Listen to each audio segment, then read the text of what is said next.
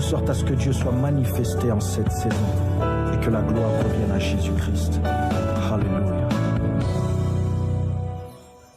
Dans l'assemblée des saints, assoiffé je me tiens, que ton onction descende sur moi. Conscient que mon destin est dans le creux de ta main, que ton onction descende sur moi et je suis disposé, assoiffé, que ton onction descende sur moi et je suis disposé, assoiffé, que ton onction descende sur moi. Sur moi et je suis disposé, assoiffé, que ton onction descende sur moi. sur moi Je suis disposé, assoiffé,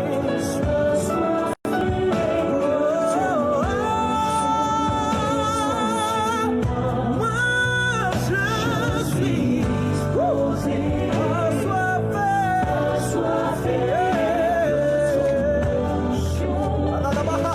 suis aujourd'hui pas de marche, je suis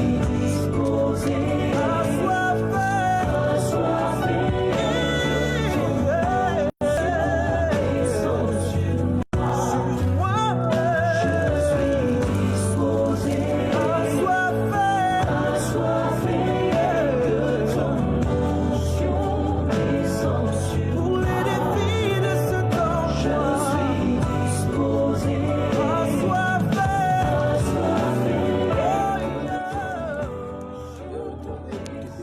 Car tu es Dieu, le Dieu d'Israël, le Dieu de gloire, le Dieu de tout, le Dieu de ma jeunesse, le Dieu de mon appel. Père éternel, nous te laissons ces moments entre tes mains.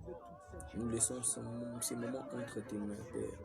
Je veux que ta puissance puisse être sur nous et que ton onction puisse nous accompagner, afin que les anges de Dieu puissent être sur nous, puissent être avec nous, Seigneur Jésus-Christ. Et que ta puissance puisse dégager l'atmosphère spirituelle, afin que ta parole puisse être annoncée à ton peuple. Dans le nom de Jésus, dans le nom de Jésus. Amen. Amen. On peut acclamer très fort pour Dieu, pour l'Éternel, le Dieu des armées. Le Dieu qui nous a encore donné vie, c'est pour qu'on puisse encore se voir aujourd'hui. Cet après-midi, c'est quelque chose qui n'est pas donné à tout le monde. Il y avait beaucoup de gens qui étaient encore de vivants ce matin. Et cet après-midi, ils sont devenus des cadavres parce que Dieu a voulu. Alors si toi et moi on est en vie, on doit remercier Dieu. Voilà pourquoi même si tu manques à manger, quand tu te réveilles les matins, dis merci à Dieu parce que tu ne sais pas c'est de quoi il t'a épargné, tu ne sais pas. Son amour est tellement vaste. Son amour n'a pas de limite, n'a point de limite.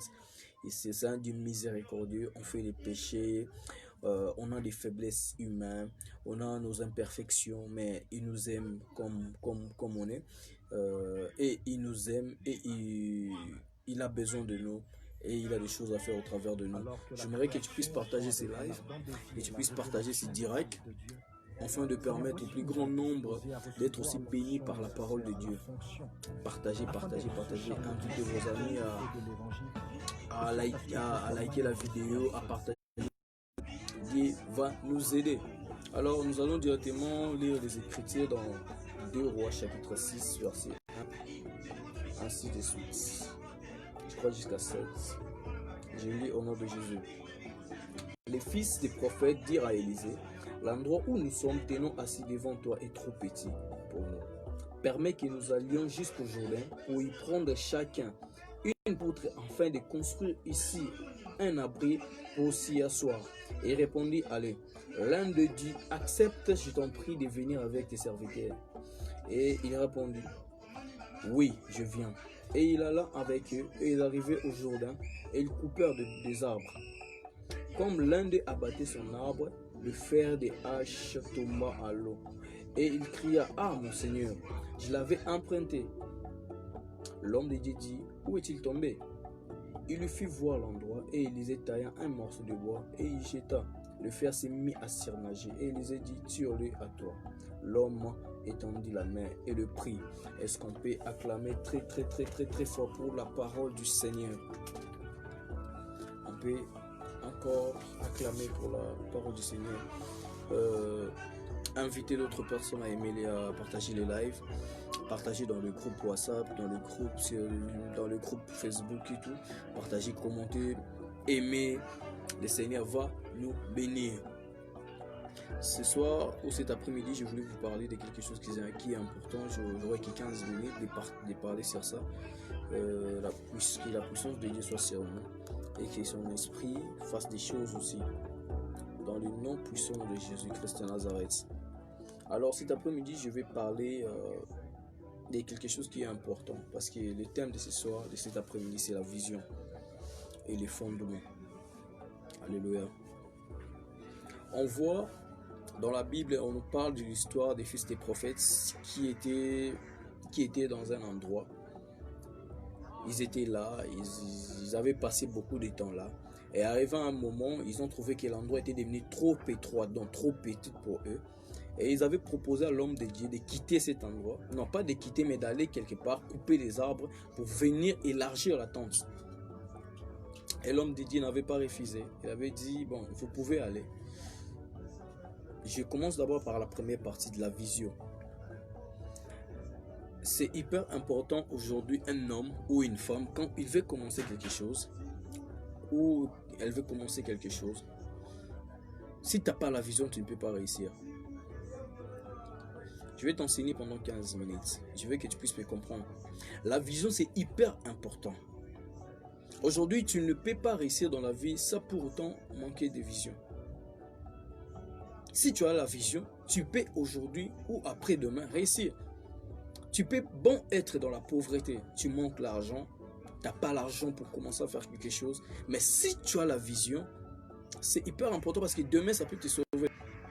Imagine, il y a des gens qui n'ont jamais pensé dans leur vie qu'ils peuvent toucher 100 000 $. Ils touchent directement 100 000 $. Ils commencent à gaspiller ça de n'importe quoi parce qu'ils n'avaient pas la vision. Et c'est pas par où commencer. Il ne sait pas. Qu'est-ce que je vais faire avec tout cet argent? Il va commencer à manger de n'importe quoi, acheter de n'importe quoi, des choses qui ne valent absolument rien. Et jusqu'à la fin, on commence à parler de lui dans le passé. Pour dire que cet homme a touché de l'argent dans la vie. Cet homme touchait beaucoup d'argent dans la vie. Nous tous, je vivais quand même bien. Il y a pas mal de gens qui me connaissent. J'ai pas mal de collègues qui ont travaillé. Au casino, quand on travaillait, on touchait de l'argent. Quand j'ai touché de l'argent, tellement que j'avais pas de vision, j'ai pensé peut-être que non, bon, demain encore je vais avoir de l'argent. Demain encore j'aurai de l'argent. Demain encore j'aurai de l'argent. Moi, je pensais que c'était une habitude. Aujourd'hui, j'ai l'argent. Demain, j'aurai encore de l'argent. Aujourd'hui, j'ai l'argent. Demain encore j'aurai l'argent. Moi, je pensais que c'était normal. Aujourd'hui, je prends l'argent. Demain, je prends l'argent. Or, je ne savais pas. L'argent que je prenais, il fallait que je puisse faire quelque chose. Parce que quand tu es là et que tu travailles quelque part, si ce n'est pas ton travail, ou quand tu es travailleur, il faut faire très attention. Quand je dis très attention, c'est faire très attention. Parce qu'aujourd'hui, on peut aussi te chasser du travail. Qu'est-ce que tu vas faire? Tu vas chasser du travail et tu vas tout perdre parce que tu n'avais rien prévu. Tu avais pas épargné parce que tu savais que c'est chaque jour que tu prends l'argent. Alors, tellement que j'ai manqué la vision, jusqu'à ce que notre travail était tombé en faillite. Et on était resté par terre, on ne savait plus quoi faire parce qu'on n'avait plus rien dans le main. Non, on pensait peut-être que bon, c'est l'habitude, je pars au travail, je prends de l'argent, je rentre à la maison. C'est parce que j'avais pas de vision. Bien aimé dans le Seigneur, si tu n'as pas la vision dans la vie, tu ne peux pas marcher. Tu ne peux pas réussir dans la vie. Comment tu peux réussir? Tu ne peux pas réussir dans la vie. Il faut avoir la vision. Le fils des prophètes avait la vision. Pour dire que aujourd'hui, trop c'est trop. On vit quelque part où on est mal à l'aise. On n'arrive pas à faire beaucoup de mouvements parce que l'endroit est trop petit. Alors, on doit aller pour proposer l'idée chez le prophète pour qu'on puisse aller couper le bois, afin qu'on puisse élargir. Quand quelqu'un veut élargir, quand on parle du mot élargir, c'est quelque chose qui était petit, mais vous trouvez que non, là où vous êtes, vous commencez à voir ça, c'est trop petit et ça vous met mal à l'aise d'être en mouvement comme tu veux ou de faire quelque chose qui est par ta propre volonté. Donc, pour que tu sois libre en fait. Alors aujourd'hui, beaucoup des enfants de Dieu échouent dans leur commerce, échouent dans leur projet. Pourquoi? Parce qu'ils n'ont pas la vision. Quand quelqu'un a la vision, cette personne est spéciale. Moi, je le dis toujours. Quelqu'un qui a la vision, même si aujourd'hui ça ne tient pas, demain ça peut tenir. Oui, je connais beaucoup. J'en connais beaucoup. Ils avaient seulement la vision, pas l'argent, pas de soutien. Et aujourd'hui, ils sont allés jusque dans des niveaux incroyables parce qu'ils avaient la vision. Parce qu'ils avaient la vision. Je vous donne un exemple. Un homme comme Laurent Désiré Kabila. C'était un homme qui était là dans la forêt. Nous, on était restés ici à Kinshasa, envier les leaks ici. Mais lui, il avait la vision. La vision, c'était quoi? Je vais marcher province par province jusqu'à arriver à Kinshasa et prendre le pouvoir. Et on était surpris. Quelqu'un qui vient de la forêt était devenu notre président. Et il avait renversé l'homme le plus puissant de notre pays. Pourquoi? C'est parce qu'il avait la vision. Si tu veux réussir dans la vie, il faut avoir la vision. Ces fils des prophètes avaient compris, non, on a la vision, maintenant on doit matérialiser ça. Si tu n'as pas la vision, comment tu peux matérialiser tes objectifs? Atteindre tes objectifs parce que tu n'as pas la vision. Tu peux dire que je vais acheter des parcelles. Mais quel est le mécanisme que tu es en train de mettre sur place? Des stratégies. La vision, c'est ce qu'on appelle. Pour atteindre ton but, il n'y en a pas. Et deuxièmement, quand les fils des prophètes ont vu cela, on dit à Élisée, et puis ils ont demandé la présence d'Élisée. Or, Élisée, c'était un prophète de Dieu, et il représentait Dieu sur la terre. Un enfant de Dieu, dans tout ce que tu feras dans la vie, il faut mettre Dieu devant tes projets, devant tout ce que tu feras. Parce que les dieux là, c'est ce qu'on appelle les dieux, c'est ce qu'on appelle le fondement, c'est Jésus. Quand on voit les fondements, on voit les pierres. Et on l'appelle les rochers des âges. Pendant que les enfants d'Israël partaient au désert, il n'y avait pas de l'eau. Comment? Il n'y avait pas de l'eau. Et la Bible déclare très bien. Ils buvaient l'eau qui sortait dans la pierre.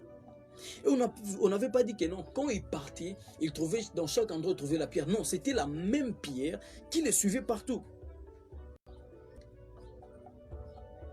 La pierre vivante. Et la pierre que les enfants d'Israël buvaient l'eau, ou l'eau sortait dans le désert, c'est ce qu'on appelle Jésus-Christ de Nazareth. Alors, on dit l'eau, c'est la vie. L'eau sort du pierre. Alors, le pierre, c'est ça qu'on fait les fondements avec. Si tu mets Dieu dans tout ce que tu fais, tu réussiras dans toutes tes voies. D'abord, il faut mettre Dieu en premier. Avoir la vision, c'est bien. Mettre Dieu en premier, c'est aussi important. Écoute-moi très bien. Tu peux avoir l'onction. Si tu manques quelque chose à faire, tu ne réussiras jamais aussi. L'onction vient seulement activer la vitesse de la distinction. Onction, je recommence bien. L'onction vient seulement attirer la vitesse de la distinction. Parce que tout nombre multiplié par 0 est égal à 0. Si tu as l'onction, tu ne travailles pas. Frère, tu vas souffrir. Faut commenter la banzimi. Et banzimi, puis nous vraiment parce que vraiment bisinga c'est vraiment sakana. Namo bengo bescro. Si beaucoup des hommes de Dieu aujourd'hui, bakuma bengo bescro, c'est à partir de l'argent. Batela banzimi, on ne refuse pas. Moi, je ne peux jamais demander de l'argent par mon timimo quelconque. Je ne peux jamais le faire. Jamais. Si je viens chez toi, je viens prier, je vais faire mon travail, et que tu trouves que non, je dois bénir l'homme de Dieu, tu me bénis, je ne peux pas refuser. Mais venir comme ça te demander, maman, donne-moi ça, papa, donne-moi ça, je ne ferai jamais. Jamais dans ma vie, je le ferai. Pourquoi? On est des hommes de Dieu, on mérite le respect, Parce qu'on doit d'abord protéger notre onction. On doit respecter d'abord notre onction pour que notre onction aussi puisse nous honorer quelque part. En tant qu'un homme de Dieu. Un conseil pour les hommes de Dieu, il faut travailler, frère. L'église, c'est bien, c'est notre mission. Mais il faut travailler aussi pour aider aussi l'église. Pourquoi pas construire des orphelinats, comme c'est parmi mes projets de la vie. Construire des orphelinats, des hôpitaux, des écoles, aider beaucoup de gens, construire des ONG. Il faudrait plutôt des ONG. Pourquoi pas aider beaucoup de gens. Alors, si tu n'as pas l'argent, comment tu peux le faire? Si tu attends seulement l'argent dans le main des fidèles, sache-le bien que non. Au pesé, normalement, il y a d'autres serveurs dédiés comment léger à cause de la pratique. D'autres personnes qui sont devenues obligées de mentir, que Dieu a parlé, Dieu a demandé ceci, Dieu a dit s'aimer telle chose, donner cette somme d'argent. Pourquoi? Parce qu'ils ont besoin de l'argent, ils ne travaillent pas. L'onction multipliée par 0 est égale à 0, frère. Tu ne feras rien avec. Tu vas prophétiser là, et les gens vont commencer à te traiter d'un aventurier parce que tu demandes trop d'argent. Moi, dans notre église, souvent, si Dieu me bénit, j'achète aussi des choses qui manquent à l'église. Pourquoi je le fais?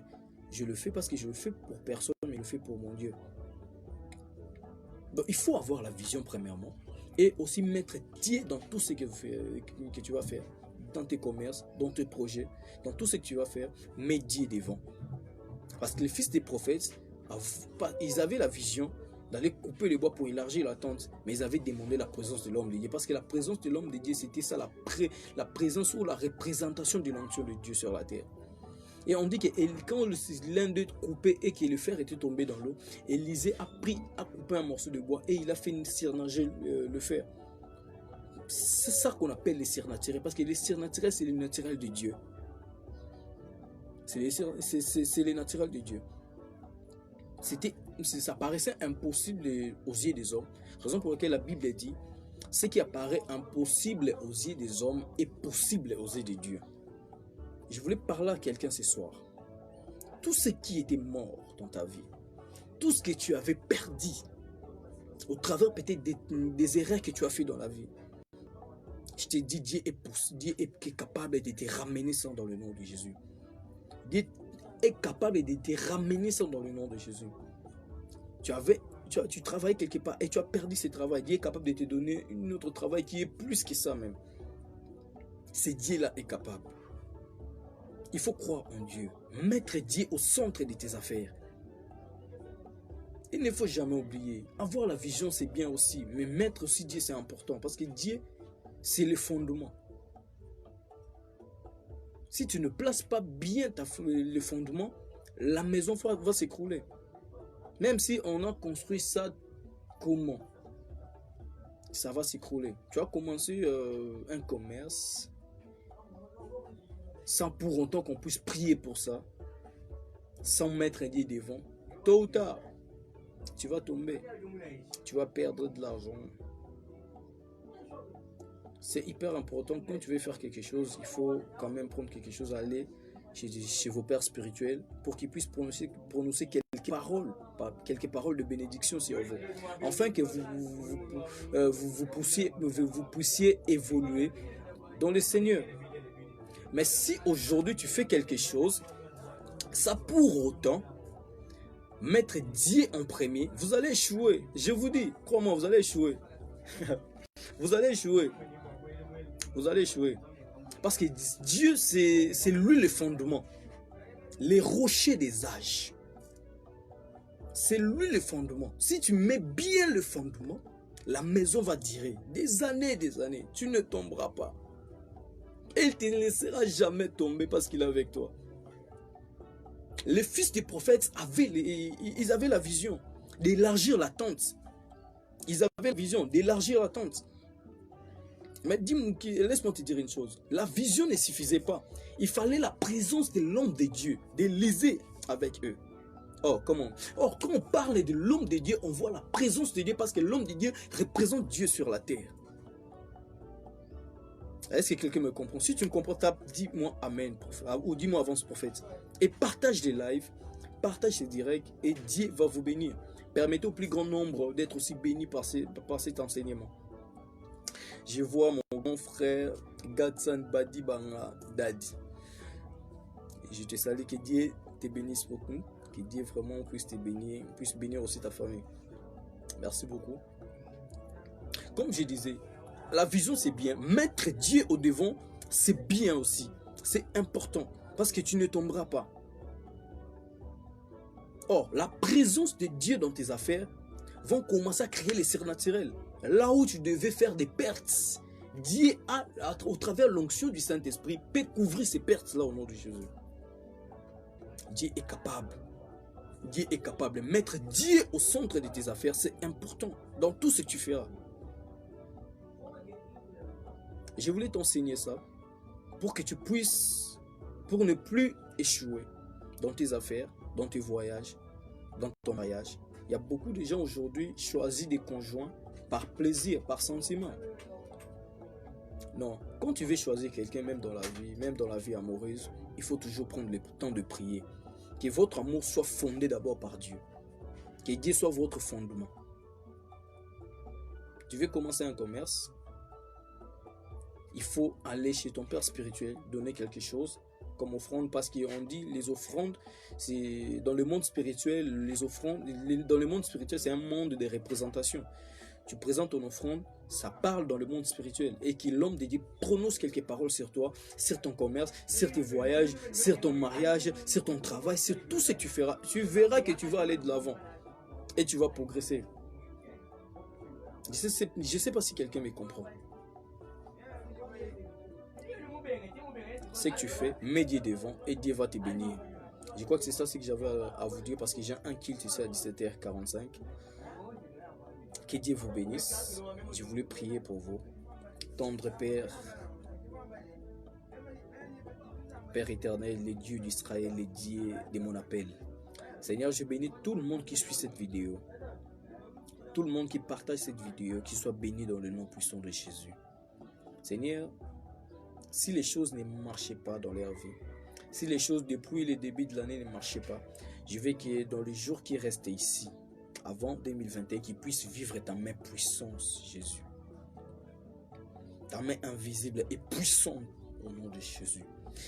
Seigneur, je refuse dans leur vie qu'ils puissent vivre la promesse que tu avais donnée, tu les avais données en 2020, qu'ils puissent vivre ça en 2021. Je refuse cela. Dans les jours qui restent, tout ce que tu as dit dans leur vie, qu'ils puissent vivre ça dans le nom de Jésus. Et que la protection divine, car tu as dit dans la Bible, c'est lui qui demeure sous l'abri du Très-Haut, repose à l'ombre du Tout-Puissant. Si on fait du Très-Haut notre retraite, aucun malheur nous arrivera. Seigneur, que tes enfants soient protégés, Père. Je proclame sur leur vie, bon, perdre mon tout dans le nom de Jésus. Dans le nom de Jésus, sauf les gens qui cherchent le mal dans votre vie, dans le nom puissant de Jésus. Je vous bénis, je vous bénis, je vous bénis, je vous bénis. Que Dieu puisse bénir vos activités, que Dieu puisse bénir vos travaux, que Dieu puisse bénir vos mariages, que Dieu puisse bénir tout ce que vous faites dans le nom puissant de Jésus-Christ, dans le nom puissant de Jésus-Christ, dans le nom puissant de Jésus-Christ. Amen. Amen. Merci beaucoup, merci beaucoup. C'était le prophète Isaac Naba, que Dieu vous bénisse. C'était l'enseignement que j'avais pendant 15 minutes. Je partage avec vous ce que le Seigneur m'avait parlé. Que Dieu vous bénisse abondamment, abondamment. Je voulais profiter de l'occasion pour vous inviter ce dimanche 13 à 9h à l'église Jéhovah Jireh, 6 Avenue République numéro 45. Quartier Funa, Limité, Première rue. Référence c'est Arrêt Triangle. Dès que vous arrivez sur Arrêt Triangle, vous demandez seulement l'Avenue République, soit sur Arrêt Triangle, ou soit la maison du pasteur ou allez ça. On est non loin de là. Vous demandez, vous pouvez être là à 9h. Et Dieu va vous bénir. Vous pouvez être là. Et l'enseignement sera vraiment très puissant parce que le Seigneur Jésus a des choses à dire à son peuple. Parce que quand on parle de la mission de Jésus sur la terre, beaucoup de gens confondent les choses. Les gens le savent seulement que quand Jésus était venu, il était venu pour mourir sur la croix. C'est aussi une partie de la vérité.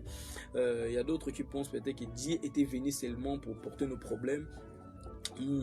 porter notre maladie, tout ça, ça aussi c'est une partie de la vérité, mais ce n'est pas vraiment tout. Donc les informations sont incomplètes en fait, parce que je voulais qu'on puisse, ce dimanche ici on ira en profondeur, il faut que vous soyez là.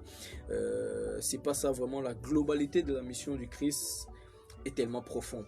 Donc l'église aujourd'hui n'arrive pas à comprendre la globalité de la mission de Jésus. Je vais aller en profondeur, je vais aller vraiment en profondeur avec des références bibliques afin de vous amener dans une autre dimension de la parole. Donc le Dieu du ciel sera vraiment au rendez-vous. Je vous invite à être là et vous allez comprendre beaucoup de choses, l'origine du péché, là où les péchés ont commencé, quelle est cette première personne qui était entrée en séjour de mort, tout ça, vous allez connaître tout ça. C'est un enseignement tellement profond, tellement puissant.